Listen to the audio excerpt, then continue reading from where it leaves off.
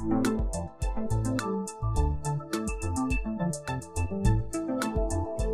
اللہ الرحمن الرحیم، میں ہوں طاہر ڈینڈسا اور آپ دیکھ رہے ہیں ایس ٹی ٹی وی۔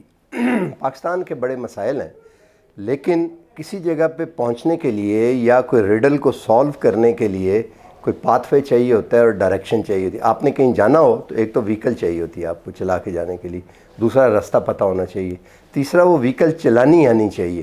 یہ وہ چیز ہے جسے کہتے ہیں پالیسی، اسٹرکچر اور پھر گورننس، تینوں ایبسنس ہیں جس کی وجہ سے ہمارا یہ حال ہوا ہے۔ ایک چھوٹا سا کتابچہ ابھی چھپا ہے، اس کا میرے سامنے یہ میں اب ریڈ کرتا ہوں، اس کا نام ہے پاکستانز جیو اکنامک پیوٹ۔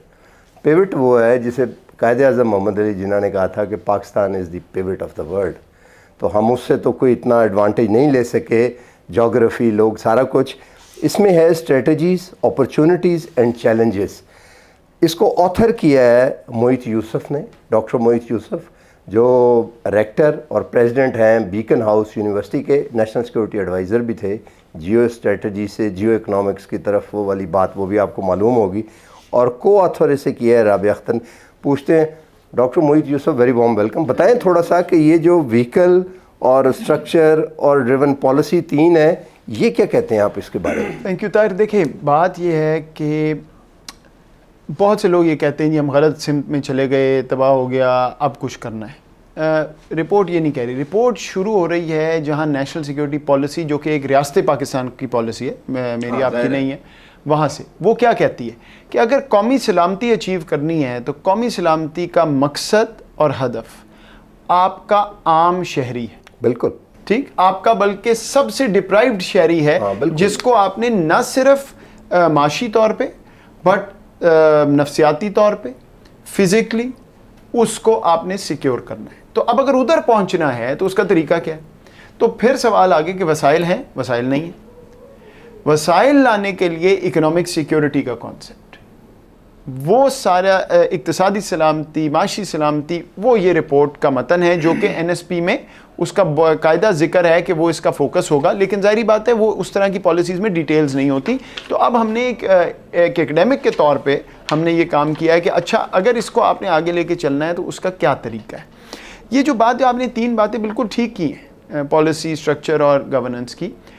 ایک وقت تھا جب ہماری جو سمت تھی وہ شاید فائدہ مند تھی، سر جنگ کا زمانہ تھا، اس وقت آپ فائدہ اٹھا سکتے تھے، آپ نے فائدہ اٹھایا، سو وہ صحیح غلط نہیں ہے۔ اب دنیا بدل گئی، اب دنیا بدل گئی تو اس کے ساتھ آپ کو بھی ایک رخ بدلنا ہے، چھاپڑی چینج کرنی پڑے گی۔ اگر وہ سلو ہوا تو اور لوگ اس سے فائدہ اٹھا لیں گے، باقی ممالک آپ پیچھے رہ جائیں گے۔ اب وہ ہمیں نظر آ رہا ہے پچھلے 20-25 سال میں، جو ہمارے ساتھ والے تھے وہ آگے چلے گئے، پیچھے والے ہمارے قریب آ گئے، تو اس کو کس طرح ہم نے اس میں تبدیلی لانی، اس کا ایک نقطہ، بالکل چھوٹا سا ایک عنصر جو ہے وہ اس رپورٹ میں ہے کہ آپ نے جیو اکنامکس یعنی دو کام کرنے، ایک آپ نے اپنے ریجن سے فائدہ اٹھانا ہے، راہداری کا ہب بننا ہے، اور دوسرا کہ یہ جو بار بار امداد مانگنے سے آہستہ آہستہ ہٹ کے ڈیولپمنٹ پارٹنرشپ، یعنی آپ کی برآمدات بڑھیں، آپ کی جو انویسٹمنٹ ہے اور آپ کی مین پاور ایکسپورٹ جس سے آپ کو ریمیٹنس آتی ہے، جو آپ کے پاکستانی باہر جاتے ہیں، ان کے سٹرکچرز چینج کریں اور ان پہ کام کریں۔ اور دوسرا یہ کہ آپ یہ ذہن میں رکھیں کہ آپ وہ چیزیں کریں جس سے باقی دنیا کو پاکستان میں عدم استحکام آنے سے نقصان ہو۔ دیکھیں سوال میں آپ سے پوچھیں، انڈیا یہاں پہ روز بم پھاڑ رہا ہے، کیا نقصان؟ کہتے ہیں ہمیں کیا فرق پڑتا ہے، ہمارا تو پاکستان سے کوئی جڑاؤ ہے ہی نہیں، ہم ایران جا رہے ہیں سمندر کے ذریعے فلاں کام کریں۔ کوئی اور ملک ہے وہ کہتا ہے جی پاکستان کی کیا ضرورت ہے، ہم تو فلسطین کی بات کرنے جا رہے ہیں، 8 ملک مسلمان ملک، آپ کی کیا نام ہی نہیں لیا گیا۔ ٹھیک، آپ کو پازیٹیو ریلیونس سے، مثبت طریقے سے دنیا کو یہ باور کرانا ہے کہ اگر آپ نے ہمیں نقصان پہنچایا یا آپ نے ہمیں آئسولیٹ کیا تو آپ کا زیادہ نقصان ہے۔ اس کا طریقہ صرف یہ ہے طاہر کہ آپ انٹر ڈیپینڈنس کریٹ کریں، یعنی دوسرے آپ پہ ڈیپینڈنٹ ہوں، کیونکہ اللہ تعالیٰ نے آپ کو ایسا ایک جغرافیہ دیا ہے کہ اس سے آپ فائدہ اٹھا سکتے ہیں۔ آخری بات جو یہ رپورٹ کرتی ہے وہ یہ ہے کہ یہ خیال رکھیں کہ یہ چوائس نہیں ہے، کمپلشن ہے، اس لیے کہ جو چین اور امریکہ کی اب سرد جنگ شروع ہوتی نظر آ رہی ہے، اس میں انہوں نے اپنے لیے پارٹنرز ڈھونڈنے ہیں۔ ہمارا ایک بہت بڑا مسئلہ ہے، ایک تو جغرافی چائنا کے ساتھ جڑی ہوئی ہے، دوسرا مسئلہ یہ کہ ہماری تمام اکنامک انپٹ چائنا سے آتی ہے اور ساری آؤٹ پٹ جو ہے وہ ویسٹ میں جاتی، تو آپ دونوں کے بغیر نہیں چل سکتے. اس لیے ابھی پرو ایکٹیولی ایسی چیزیں کریں کہ دونوں آپ کے ساتھ جڑے رہیں، نہ یہ کہ جب وہ ملبہ آنا شروع ہو تو آپ بھی اس میں پس جائیں. یہ بات بالکل ٹھیک ہے، یہ سمجھ آ گئی مجھے. لیکن گراؤنڈ پہ تو ایسا لگتا ہے شاید ایسا نہ ہو. ایسا لگتا ہے کیونکہ ہم پریوی نہیں ہیں پالیسی بنانے والے، ہم تو دیکھ کے ہی کہہ سکتے ہیں نا یا پوچھ کے کسی سے. لگتا ہے ایسا ہے کہ for some reason CPEC جو ہے، جو کہ آپ نے دکان جیسے بنانی ہو تو اس کے لیے وہاں پہ سڑک چاہیے، بجلی چاہیے، پانی چاہیے، ڈیکوریشن، پھر لوگ آئیں جائیں گے نا، یہ ہوتا ہے. تو جو سی پیک تھا وہ یہ پولیشن فیز 1 نہیں تھا. سی پیک تھا کہ انڈسٹری ریلوکیٹ ہو اور چلیں. اس کے لیے ہم دکان کے لیے سارا کچھ بجلی، پانی، سڑکیں، پل، فیز 1 جو ہے وہ 25-26 بلین ڈالر کی انویسٹمنٹ سے بجلی چاہیے ہوتی ہے، انرجی بنا بیٹھے ہیں. اب دکان پنجابی میں کہتے ہیں نا ویلی پڑی ہوئی ہے. اور لگتا یہ ہے کہ for some reason practically CPEC جو ہے وہ اگر سٹال نہیں ہے تو سکٹل تو ہے فی الحال. کیپیسٹی کا ایشو از ریئل. پاکستان نے کبھی 60 بلین ڈالر اس طرح ابزارب کیا ہی نہیں. ہماری وہ کیپیسٹی اس سکیل پہ نہیں ہے.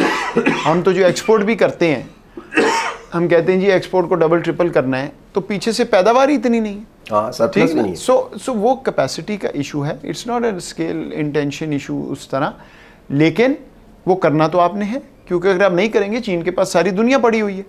اور یہ یاد رکھیں پاکستان کے پاس فرنٹ اینڈ کیپیسٹی ہے. آپ بار بار سنتے ہیں جی ایمریٹس کو PIA نے بنایا، کوریا والے آئے ہمارا 5 سال کا پلان لے کے چلے گئے. Implementation of a sustained nature ہمارے پاس کیپیسٹی نہیں ہے. تو فیز 1 ہونا ہی تھا، کیونکہ اس میں جو چیزیں کرنی تھی وہ ہمیں بھی آتی ہیں، چائنیز کو بھی.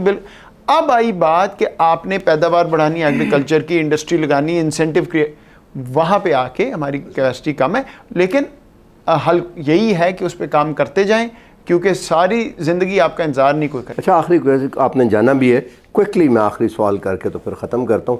ڈو یو تھنک کہ یہ احساس ہے، پتہ ہونا اور چیز ہے، مجھے پتہ ہیں چیزیں، آپ کو بھی پتہ ہیں، ایک سٹیج پہ آ کے مجھے احساس ہو جاتا ہے اس کا.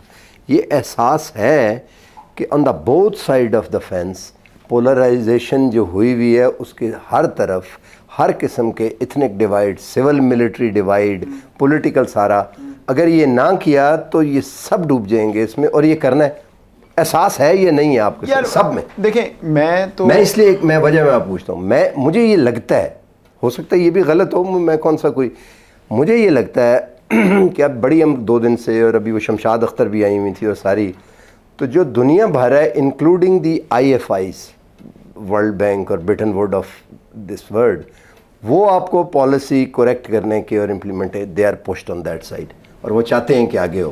But political parties will be on the swing for the 100 days election. وہاں پہ ویورڈنیس ابھی تک دیکھیں نا طاہر، بات صاف، جو میثاق جمہوریت تھا، میثاق اس پہ اکانومی پہ الیکشن سے پہلے ہوتا ہوا نظر نہیں آتا. میرا ایک بڑا لانگ سٹینڈنگ ویو ہے، stop کربنگ about the world.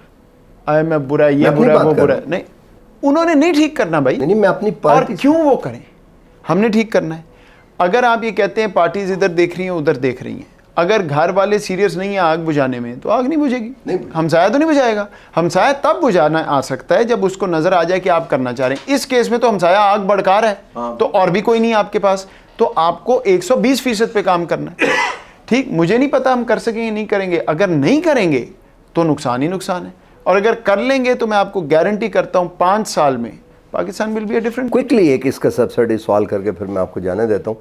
Soviet union میں جس وقت بڑا، میں یہ سوویت یونین میں ہوا تو انہوں نے پریسٹرائکا اور گلیسنوسٹ، آپ کو پتا، اوپننیس اور ریسٹرکچرنگ جب تک کامیاب ہوتی نا، اوپننیس نے توڑ کے پھینک دیا. ایسے ہی چائنا میں جب آئے تو پریسٹرائکا اور گلیسنوسٹ کی بجائے انہوں نے پریسٹرائکا تو کیا ریسٹرکچرنگ، ڈینگ شاپنگ نے، آپ کو پتا ہے، اس نے جا کے کہا کوئڈ پرو کو اور ساتھ اس نے کہا shut your mouth and move your hands, اس نے کیا. لیکن گلیسنوسٹ نہیں، اس کی مثال جو میں سمجھتا ہوں وہ تھا ٹیانمن اسکوائر. ڈو یو تھنک کہ کوئی ہارڈ ہمارے اوپر اس قسم کا، یا آپ کو لگتا ہے کہ کوئی اتھارٹیرین کی طرف ہم چلے جائیں گے اگر یہ نہ کیا؟ پتہ نہیں. What do you think? دیکھیں میرے لوک، I don't know what happens in the future، اللہ تعالیٰ بہتر جانتے ہیں. پوائنٹ بڑا سادہ سا ہے. ہمیں کچھ چیزوں پہ کنسنسس کریٹ کرنا ہے کہ ہماری پرائرٹی کیا ہے. ہمارے سسٹم کے پاس یہ کیپیسٹی نہیں ہے کہ ہم 100 چیزیں ایک وقت پہ کر لیں. 5 چیزوں پہ اگری کر لیں اور وہ پھر 20 سال کرتے چلے جائیں. بتائیں اور پھر ختم کرتے ہیں. نہیں پتا دیکھیں یہ کس کو پتا ہو سکتا ہے؟ نہیں ایک اگر میں آپ کو کوئی بھی جواب دے دوں یہ بہت ہی غلط بات ہے. اسی کے لیے تو آپ کو ایلیٹ کنسنسس نہیں بٹ اسی کے لیے تو ایلیٹ کنسنسس بنانا ہے. یہی تو ہے. کون بنائے؟ پولیٹیکل پارٹیز بنائے. رائٹ. ابھی الٹیمیٹلی تو اگر آپ ووٹ لے کے آ رہے ہیں تو پھر آپ ہی کا کام ہے نا بنانا. اور اگر آپ نہیں بنا رہے تو پھر دیر از اے پرابلم. اگر وہ پرابلم ہے تو اس پہ رونے کی ضرورت نہیں ہے. دنیا ہیلپ نہیں کرے گی, یہ میں گارنٹی. چلیں آپ سے بات کرتے رہیں گے. میرے خیال ہے بات چیت آگے چھوٹی پیس میل میں ہوتی رہنی چاہیے. ابھی اس کو یہاں پہ آپ نے جانا ہے صرف اس لیے میں اسے ختم کر رہا ہوں. آپ نے سنا یہ ایک رپورٹ نکلی ہے, وہی 3 چیزیں پالیسی, اسٹرکچر اور گورننس, اسی کے اوپر بات ہو رہی ہے اور اسی کے اوپر کنسنسس کی ضرورت ہے. میں نے یہ لفظ پچھلے کچھ دنوں میں کوئی ہزاروں نہیں تو سینکڑوں بار سنا ہے کہ پاکستان کا مسئلہ ایلیٹ کیپچر ہے. اور ایلیٹ کیپچر جو ہے وہ کیا ہے اس پہ پھر کبھی بات کریں گے. آج تک کے لیے اتنا ہی. اللہ حافظ.